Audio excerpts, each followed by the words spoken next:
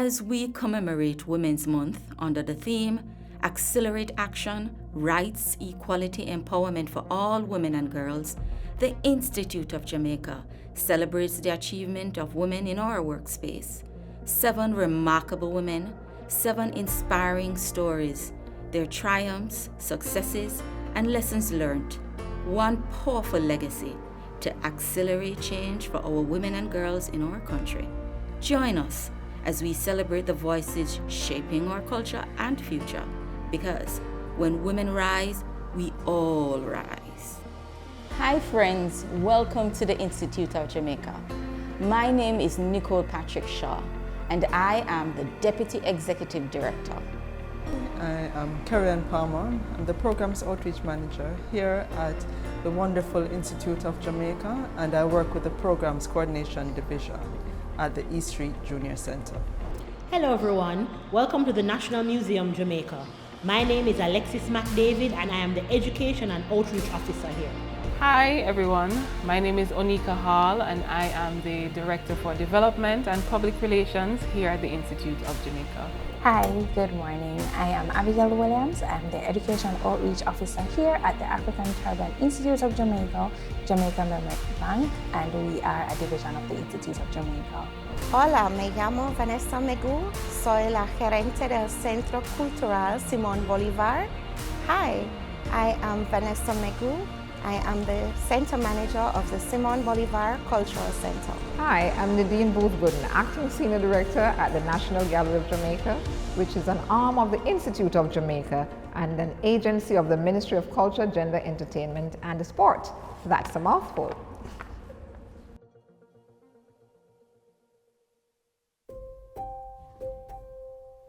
Well, I'm not Jamaican, but I've been living in Jamaica for at least 10 years now, and I've met some really amazing Jamaican women. And I can't really pinpoint just one Jamaican woman, but a lot of them who I've worked with, who I've become friends with, some of them have even become like family. All of those women have played a part in making me the Jamaican woman that I consider myself to be right now. That one was very easy for me to think of. I salute Mrs. Hortense Palmer Neros, my mother. She is the one who Proverbs 31 speaks about. I admire her tenacity, her strength, and her sacrificial nature. There is nothing that Mrs. Palmer will not do for her family. And I love how it is that she always wants to advance her children, her family, not the one to really put herself before. Not that she doesn't care for herself, but don't get me wrong. But anything to advance her family and her children is done without a second thought. So when I was younger, I used to work at the Office of the Prime Minister, and there's a lady, Mrs. Jacinth Biles, and I remember her being someone who, for me, she just epitomized being ladylike, being professional, being reliable. She was just, to me, such an influence. And I remember her even saying that in the evening she would finish work at 5 o'clock because they know that her husband and herself, they wouldn't bring home any work. They would just stop, 5 o'clock, that's it. You go home and then you focus on your home life. And that stuck with me as now a professional with children and a family life. You do have to know how to categorize and to prioritize your daily living in order to effectively manage all aspects of life. All right, who I admire the most? My grandmother died last year, and I recognize that kind of left a dent in our family. She was a matriarch in her own. When my grandfather died, she took care of 8 children by herself. And she had encouraged me to stay in school. She said, "You will not come here and work at the factory as I did. You will strive higher than all of us in this family. And so I've recognized that even when on my down days, I would remember my grandmother, who would remind me that I need to strive higher because I stand on shoulders of my ancestors and I need to do my family proud. I need to work hard because she is depending on me to take the family flag a little bit higher. And so I walk with her in my back pocket every day.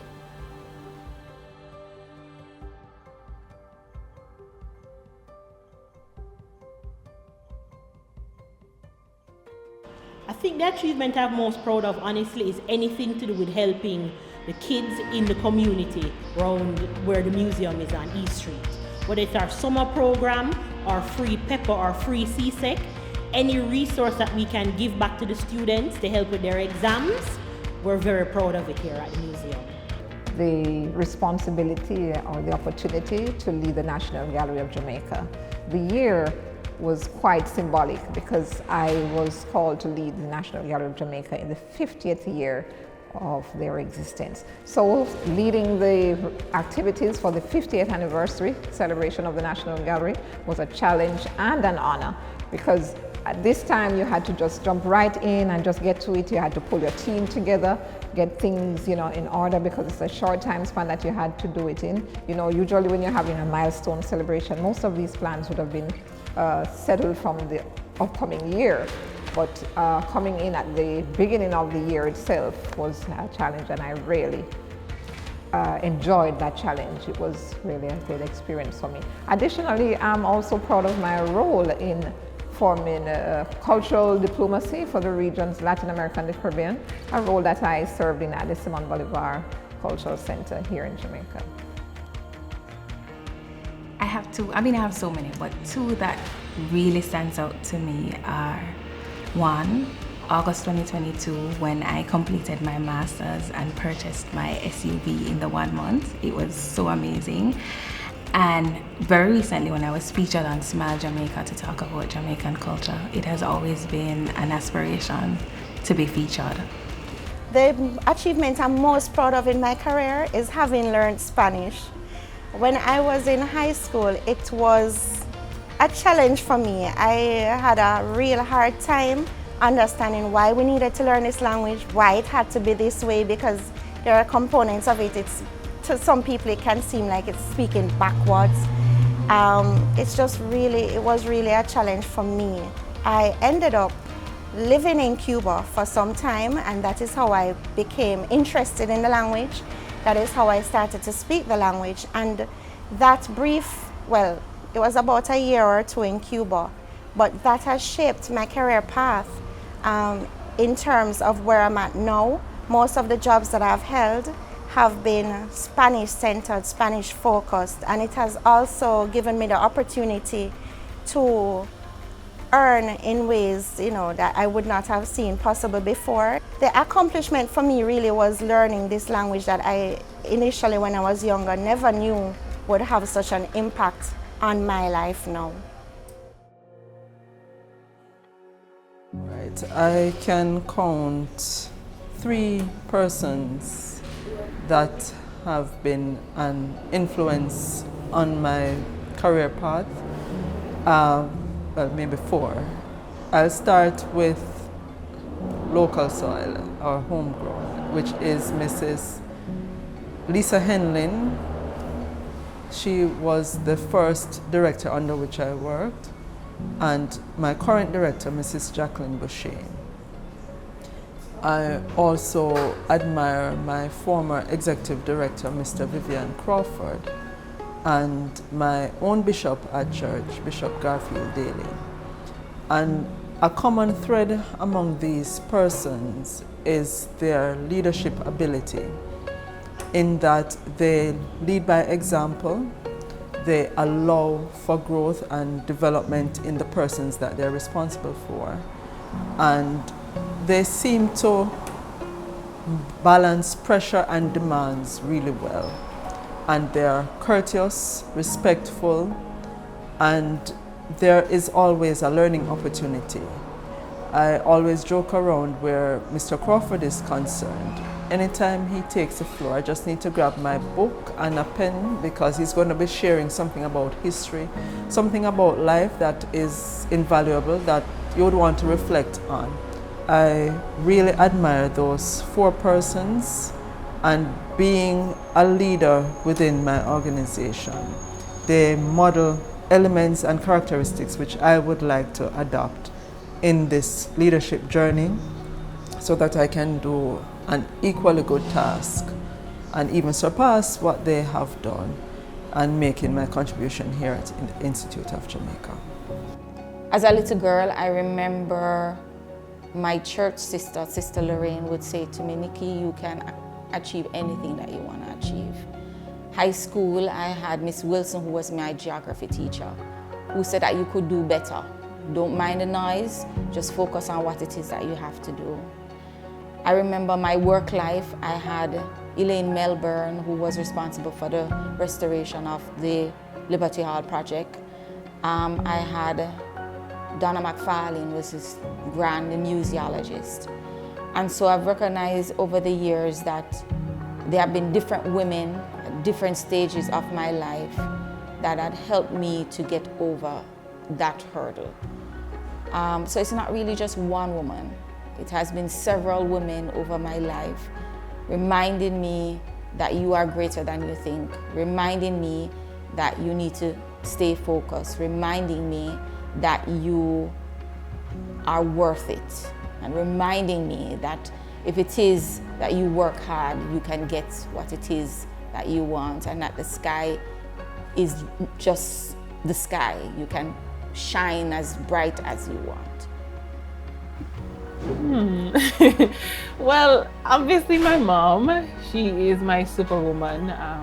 She is a very resilient woman and I really look up to her. She's one woman that I admire her strength, her grace, her patience, especially with me as her daughter, and just everything that she's done for our family in terms of growing us and showing us certain principles and even telling us the history of where we came from and what it is that we have in our blood running through our veins.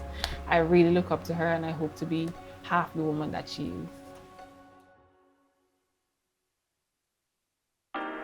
Love what you do and pursue it relentlessly.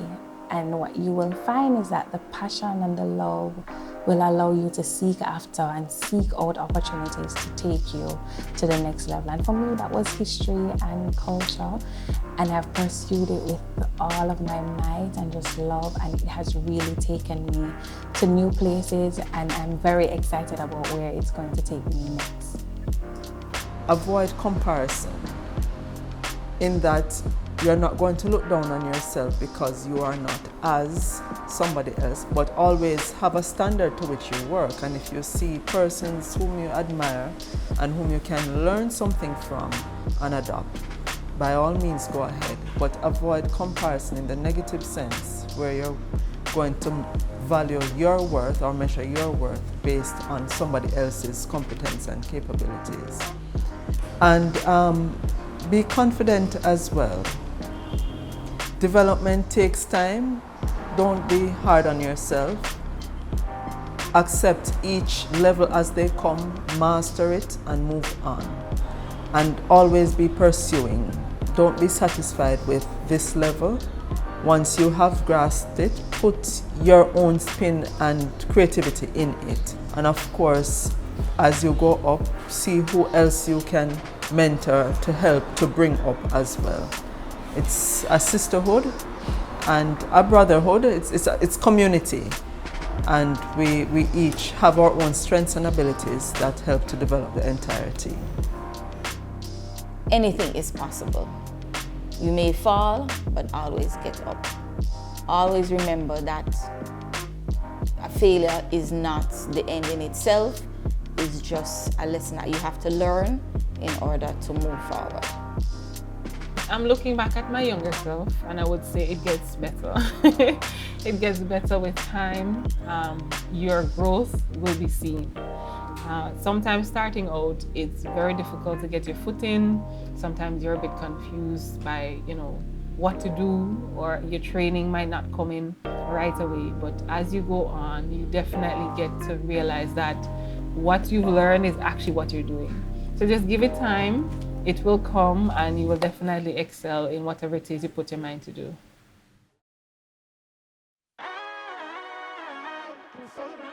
In terms of more women succeeding in the workplace, I have to first of all acknowledge that there's quite a bit of work being done here in our country, in our island, Jamaica land we love, through our ministry, our parent ministry, Ministry of Culture, Gender, Entertainment and Sport, to ensure that gender equality is a big thing for us. It's something that we focus on. We try to facilitate the different needs of women. And in the workplace, we find that sometimes there are some careers that women are not, what you would say, traditionally allowed to participate in, but more and more it's changing. And so what we can continue to do to fuel that change is to offer more environments where there's a work-life balance, because it's very important. When you have a mother who is working out as well as taking care of the children and the home, it is something that we have to consider sometimes, that you may be a little bit late for work because, I have to go to get the children to take to their next activity, or I might be the one to drop them off, or some of these mommy duties we have to be a little bit more flexible. I might be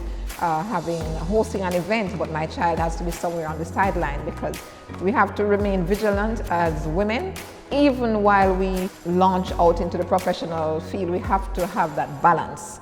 So it is important that we get some amount of consideration in that aspect in the work world, as well as the training that is necessary for us to cross over to other domains that were predominantly male.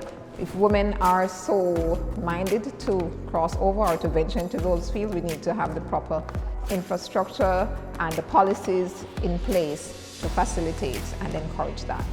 One action I would love to see is that there is given more leave for women to take care of their children. Because when, for example, us women here that work at the Institute of Jamaica, we get a certain amount of sick days and departmental days. But what happens when we have multiple kids that are sick? We have to use our personal days to take care of them. And I think it's important, because still, women are the majority of caregivers in the society, that we should have a special caregivers leave for the mother, not just mothers, daughters, nieces, people who are caregivers.